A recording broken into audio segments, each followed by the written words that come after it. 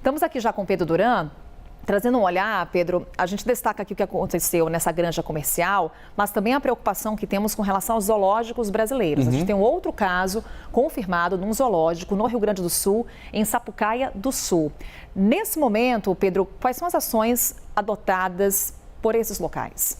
Pois é, Carol, alguns desses zoológicos já vinham tomando ações desde 2022, quando começou a circular o vírus da gripe aviária aqui na América do Sul. Algumas dessas medidas foram intensificadas agora, tiveram um reforço por conta da nova confirmação de gripe aviária, não só numa granja comercial, mas como você bem destacou, também um zoológico em Sapucaia do Sul. Mas, para além disso, há medidas novas que foram adotadas por esses zoológicos, especialmente para agora. Conversei com alguns zoológicos, como o Zoológico de São Paulo, o Bioparque do Rio de Janeiro, o Parque das Aves, que fica em Foz do Iguaçu, no Paraná. Vou trazer um pouco do panorama, mas antes queria atualizar então o nosso mapa, Carol, agora com 9 pontos de investigação, já desses casos que estão sendo avaliados pelo Ministério da Agricultura, Pecuária e Abastecimento, destacando o surgimento no mapa, Carol, de aves silvestres que foram localizadas. Então, nós temos ainda aqui o caso de Eldorado dos Carajás, são 4 galinhas que estão sendo investigadas. No município de Salitre, no Ceará, uma galinha e uma galinha da Angola. Em Aguiarnópolis, no Tocantins, são 7 frangos de um lote de 40 mil frangos que tiveram problemas de saúde, por isso foram investigados. Aí agora trazer uma informação relevante sobre Ipumirim. Ipumirim já é um caso que já vinha sendo investigado. Ontem eu consegui avançar um pouco na apuração. O que aconteceu ali? Tinha uma granja comercial de venda de frangos, ovos, etc. e tal. E alguns pintinhos em incubadoras. Eles ficam em incubadoras porque são mais sensíveis, então ficam protegidos. Em uma dessas incubadoras, os pintinhos começaram a morrer. E aí eles, obviamente, como todos os outros lugares, com base nesse alerta e numa medida que é 10% de mortalidade num grupo de aves, notificaram o Ministério da Agricultura e trocaram os pintinhos que restaram de incubadora. Quando os pintinhos que sobreviveram foram trocados de incubadora, eles sobreviveram. Então, o que eles acreditam? Que pode ter sido, por exemplo, uma oscilação de temperatura. E não gripe aviária. E não gripe aviária. Então, o estado de Santa Catarina está confiante de que esse caso de Ipumirim vai ser descartado. Nós tivemos também em Garopaba um quero-quero que foi encontrado morto nas margens de uma rodovia.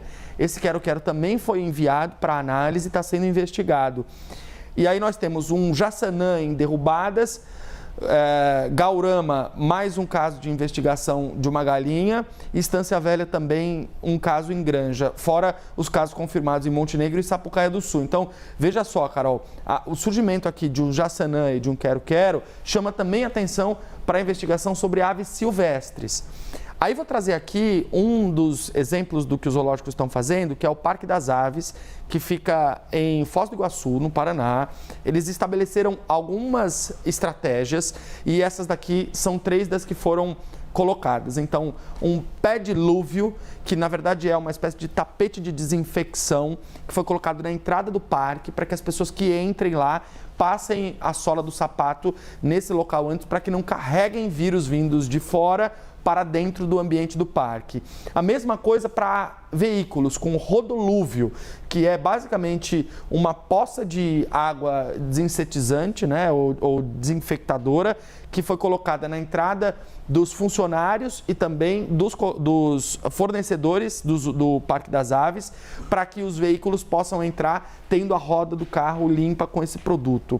E a tela protetora, que foi reforçada, especialmente em locais onde você tem aves que têm contato com a vida silvestre dos animais, ou seja, que eventualmente alguma ave que vem de fora poderia trazer essa infecção. Trouxe aqui 3 iniciativas que elas são ilustrativas, mas bastante visuais. Vou falar agora do zoológico do Rio de Janeiro e de São Paulo. No Rio de Janeiro, o zoológico é chamado de Bioparque, né? Tem uma administração própria lá. Aliás, é um lugar lindíssimo, eu já fui várias vezes lá.